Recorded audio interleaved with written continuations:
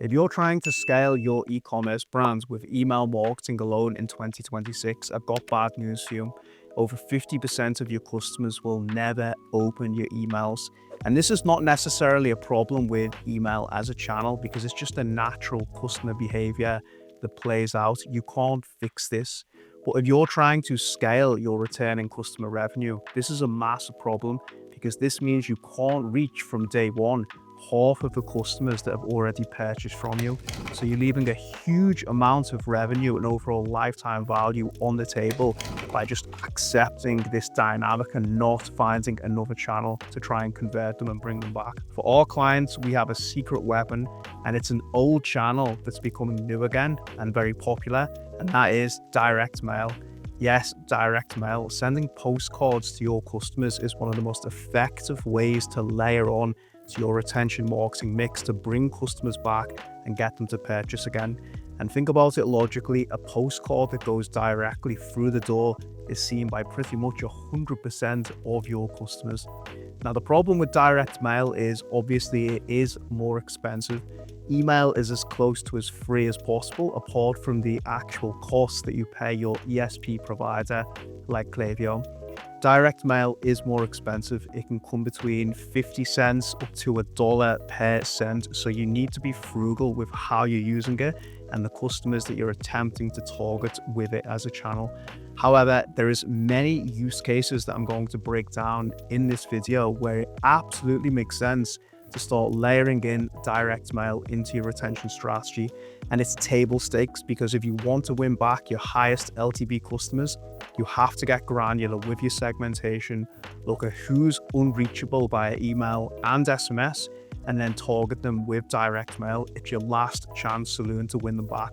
So without further ado, let me show you the exact playbook that we run at Magnet Monster for all of our clients. Steal it, apply it yourself, and I promise you, you're going to print money quite literally.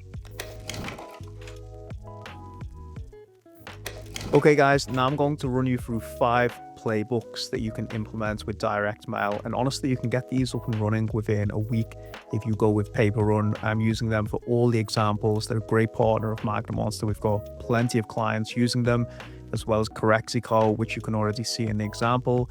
They will help you to get all of these playbooks live within a week, as well as the designs done. So everything I'm about to show you is actually not complicated. It's pretty easy to hit the ground running and start printing revenue from these flows and campaigns. So let's start with the obvious use case, which is the abandoned cart and the browser abandonment. Now, I don't always like to run the browser abandonment for direct mail, but I definitely like to use it for abandoned carts. And if you see here some obvious examples, if you just click, you're going to run the same playbook that you would for any other e-commerce brand, whether that is a discount further down the funnel or some type of incentive such as free shipping or even a gift with the purchase.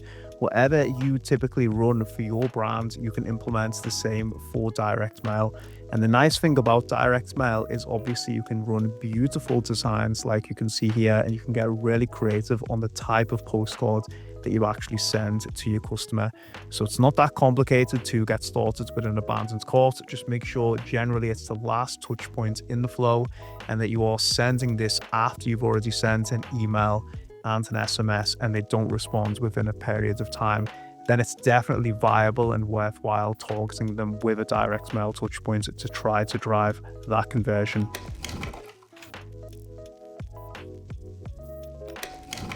The next flow you can see here is your standard win back flow. So same principles as we talked about with the abandoned cart. I recommend triggering these to the customers after you've tried to contact them with email and SMS, and that's a recurring theme throughout the video, as well as how you should use the channel. And just go in with your best offer, because let's be honest, with the cost of direct mail, you do want to give a really strong incentive because it's not cheap and it might be a last opportunity to try to reconvert these customers. So the same playbook as above, and some of the examples, discounts always work well here. There is something separate that you can do for subscription brands, which I'll go on to in a second. But just as a high level example, if you want to start with a generic discount and then also layer in things like the QR codes to send people back to the website, it's very easy to set up, or you can give people specific codes where you can track the attribution that way. Important to send these if you are sending them as one-off campaigns as well, not to customers who churned a very long time ago. And this is actually a mistake I've made myself, is when I take on a new brand or I ordered them, I typically pull up a cohort of customers who've placed 2 orders over all time. And then I look at when they last were active or recently purchased but unengaged with email. So applying an RFM model, which stands for recency, frequency, monetary value. Why is this important? It's important because not all lapsed customers are the same. If you were to go back, let's say 3 years and apply this criteria, and for a mature brand, you will have plenty of repeat customers within this time frame, then it's unlikely that the channel will be incremental if you're targeting these people, because at some point customers just churn, and it doesn't matter what channel you're able to reach them on, the likelihood of them coming back is not likely. So what I like to do is start with a criteria of customers who have a historical high LTV, and then I look at when they were most recently active. So starting within, for example, 90 to 180 days was the last purchase, and then gradually expand that net outwards based on if those returns are incremental. So just to use the previous example, you would start perhaps on 90 days. If the win back campaign is incremental and it's positive ROAS, then start to expand to 180 days. If that's positive, then go to 365 days and so on. Eventually, you will hit a breaking point where it is not profitable anymore, and then you know to rein things back in. So you can set this up obviously as an automated flow, like some of these examples. You can also run them as one-off campaigns, which I do recommend when you initially get started, but just be very prudent on the criteria to make sure that you're not overspending or going a bit too broad in the beginning. It's better to start narrow, apply an RFM model, and then gradually expand the net outwards based on the ROI. Okay, so this is not really too different than the above, if we're being honest, especially in the examples that I've put up here. I probably could have got better examples, to be honest. But let's say you are running a subscription brand. Now, there's some cool things you can do here, which I didn't cover in the previous example, where we looked at generic win-back incentives. You can go granular based on the cancellation reason and then send a targeted postcards to those people. For example, let's say the customer didn't like the taste of the product. Now would be a good idea to send a specific campaign where you notify them that you have new flavors in stock. Let's say that the customer didn't get results, then you can send them a triggered win-back campaign showing them that you've improved the formulation, or there's new science behind it, or maybe they need to take it in a different specific way in order to get better results. So you can go extremely granular based on the cancellation reason. And if you want the best possible return, I do recommend that you do this. Yes, you can start with some type of discount offer, especially if people cancelled for the reason of the price. But definitely go granular based on the cancellation reason. That's always the best way to get a positive ROAS when it comes to subscription brands. You want to go granular and really deep with them. Now, this is something really cool that we haven't covered already, and let's use the subscription example again. This is one of my favorite flows to set up. It's the upsell from one-time purchases to a subscription. And you can see here, this is also one of the things that you can do with Paper Run and the other direct mail software. You can have these type of handwritten postcards, which work amazingly if you're sending something from the founder, because it adds a personal touch, and they do look really legit, like they were actually written by hand. And as I said, it adds a really strong personal touch. The reason I think this is so powerful for first-time buyers is because we know subscribers tend to have an LTV anywhere from 2 to 3 times as high as a one-time purchaser. And specifically, I've seen with many brands, if you get someone to purchase on a one-time basis on the first time, and then they go on to subscribe, they are the highest LTV customers. So it's absolutely worth setting this up and going after them, trying to get them onto a subscription. So make sure that you time these specific flows round about, let's say, 30 days. And obviously you'll have to look at the cadence of how the product is used, but don't wait too long until you send this postcard, especially if you can't reach them via email or SMS. You want to go in quite quickly on this. If you wait too long, Most one-time purchases tend to be light buyers, so with every passing day, the chances of churn increase. I do recommend being quite aggressive with your spend, because if you do get these people onto a subscription, the LTV will almost certainly pay you back. So measure appropriately, but definitely this handwritten example from the founder is a super powerful strategy that you should be deploying on autopilot with all the flow touch points.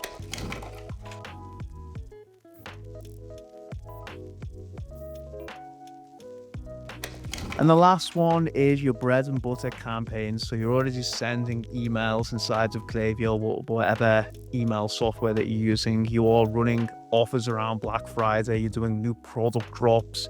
Just do the exact same playbook with direct mail. And again, I recommend starting with your most valuable customers. So if we go back into the win back example that we discussed previously, that would be the type of segmentation that I would start with. Look at the high value customers who you can't reach over email. Every time that you have a new product drop or you release a new line, a new flavor, depending on what type of product that you're selling, it's a great opportunity to try and reinvigorate and win that customer back. And if you can't reach them over email and SMS, but you've got something really cool that's coming out, which you need to find a way to contact these customers on, then it's a no-brainer to send a postcard to them. Don't just assume they are churned. You need to send a postcard to them and give you one last chance to try and reconnect with that customer and bring them back into your active customer database. You'll have heard me talking about this a lot. Your active customer database is one of the key determiners, in fact, the most, of how you can scale your returning customer revenue. And if you're relying on email and SMS alone, and you're not telling customers about new product drops or your best offers with campaigns, then you're going to be so dependent on new traffic coming to the website and triggering the flows. And you get a lot of leverage from tapping into your existing customer database. And if you can't reach them via email and SMS, it's just a no-brainer to start sending these campaigns and layering them on top as well. So make sure to run these every time you have a new product drop, where the big seasonal promotions like Black Friday, Christmas sales throughout the year, they will print money, and they will be super effective ways to bring customers back into that active customer database. So that's the playbook that we run with all our clients at Magnet Monster. I hope you found this useful. I'm going to finish on a couple of key points that we might have touched on briefly in the previous section that I think are super critical to reiterate. First of all, how do you integrate direct mail into the mix when you're already running email and SMS? Now, as previously mentioned, due to the cost of the channel, I would recommend adding it as the third touch point after these two more cost-efficient channels. For example, let's say you have an abandoned cart. First, you would go in with email, then you might add a complementary touch point with SMS. And if they're unresponsive to these channels, then you would layer in direct mail. And you just apply the same principles to any flow or campaign that you have set up. And then you measure the overall incrementality, meaning the net new revenue that the channel adds and whether you continue to run it as a channel. So make sure when you do your segmentation for campaigns as well, it's critical that you look at the cohort of customers who are not able to be reached via email and SMS before turning to direct mail. This is the most cost-efficient way to run the overall channel profitably. But overall, don't give up on someone, especially if they are a historical high LTV customer. You need to look at every opportunity to win them back, and direct mail is the logical choice after you've already tried email and tried SMS and unresponsive. Give it one last shot, send a postcard to them, and measure the performance accordingly. If it doesn't work, you can always turn it off, but if you don't try, you'll never know. Hope you enjoyed this video. If you want to get started with direct mail, check out the links in the show notes. I highly recommend looking into PaperRun, which was involved in all the examples that I covered today. They run an amazing service that will help you get direct mail up and running as a channel within 7 days and implementing all the workflows that we've already outlined. Thanks for watching. I'll see you again in the next video.